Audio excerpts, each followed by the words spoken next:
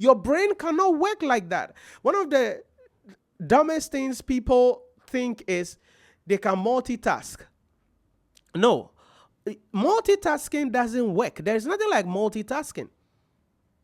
All right. So you think that, oh, I am cooking and I'm studying. Oh, I am watching TV and I'm studying. No, your brain doesn't work like that. To retain what you are studying, your brain has to focus on what you are doing to optimize it, to understand and increase your chances of passing the examination at the end of the day by understanding what you are studying. So you have to eliminate distraction. And I said this in the session 1, that most people's problem is this thing. They are devices. The phone that is supposed to aid in your studying, help you to become better version of yourself, you have rather become a slave to the phone. And some of you, if you should look at your watch time or your screen time, it will surprise you how many hours every day you are spending on your phone doing useless things that add no value to your life. But you need a steady environment with has a dedicated location, proper posture, very important, and you have to eliminate all distractions. So number 1, time availability. Number 2, how long are you going to be studying? The quality of the time, applying the Pomodoro technique. Number 3, it's going to be the steady environment. Number 4 is having notes. Listen, if you are studying, you have to be taking notes. You see, one of the things you must understand is that to really increase your chances of understanding what you are doing, you must be involved in it. So you cannot just say, I am studying, then you pick the book, then you are reading. And some of you, when you are reading, you do something like this. You block your jaw like that, and then you are reading. No, you have to be taking notes. And that is important. And in notes taking, there are a couple of techniques that I want you to pay attention to. Number 1, and this is from my brain coach, Jim Quick. Number 1 is to forget. Forget about the things that you think you know in respect of the subject. Because some of you, when you are studying, this one I know already. Wait, dear minim dada. This one I understand already. Now, immediately you tell your brain that what you claim you are learning or what is being taught, you know already, your brain will shut. But when we go deeper, 99.9% of the time, you don't know anything. So what you think you know, you don't know. What you think you understand, you don't understand. So even if what you are reading, what you are learning, what you are listening to, you have an idea about it already, you have to pretend as though you don't have any idea about it. Very important. Very important. Then, second, you need to be able to ask yourself questions. Okay, this thing that I'm learning, how does it apply? Okay, the application of what I'm learning. This thing that I'm learning, how would the examiner ask questions about it? So put yourself in the shoes of the examiner.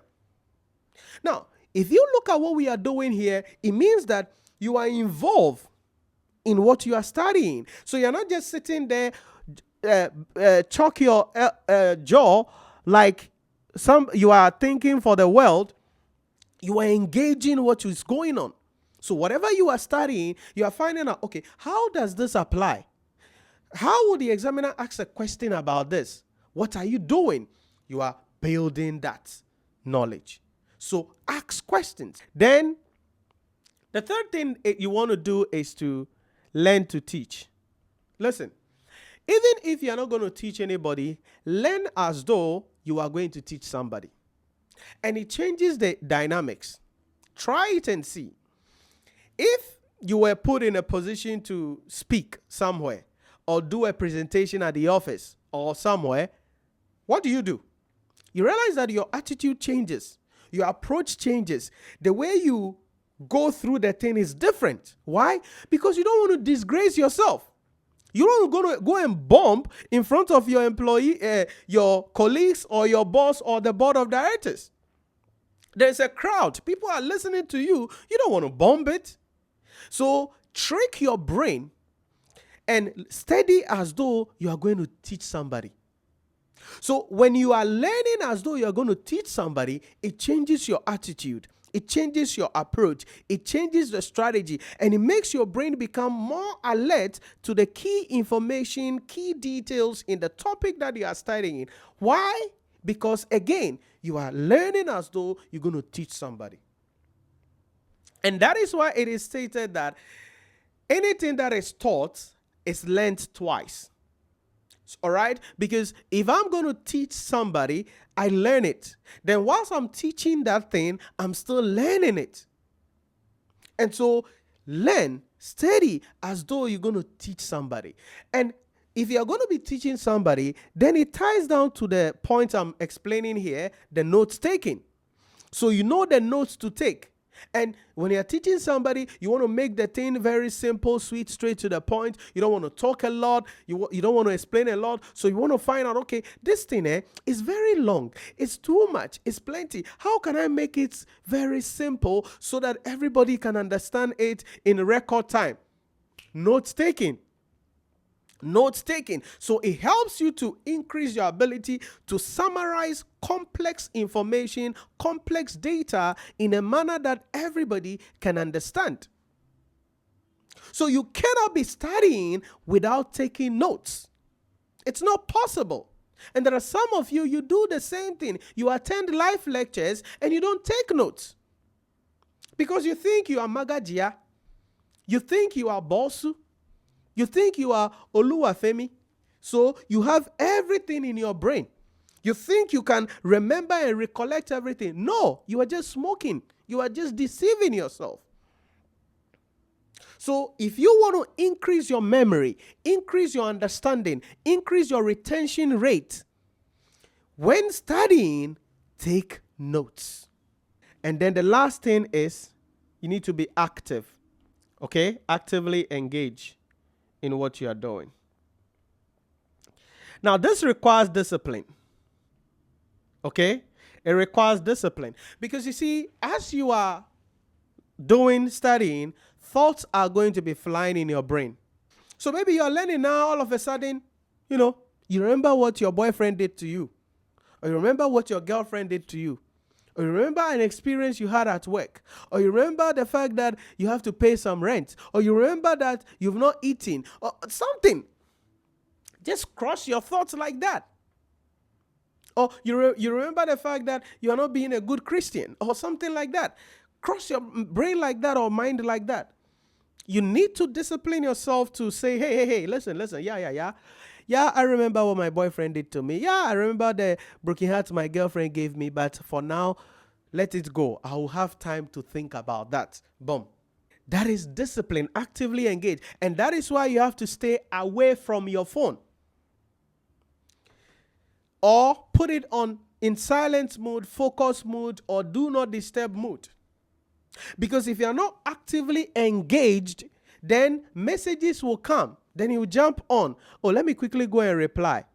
Then you try to go and reply. Oh, let me quickly say this. Before you know it, you said you are learning, but you are now you've just spent like 30 minutes replying to group messages, being on TikTok and watching things you are not supposed to watch. So in order for us to prepare our study plan, these are the things I want you to be mindful of first. What is your time, your peak time? Know that. It's very important. Number 2, how long must you study? The quality of the time, not the quantity. And this is where you're going to be applying the Pomodoro technique. Break your study time into 25-minute cycles.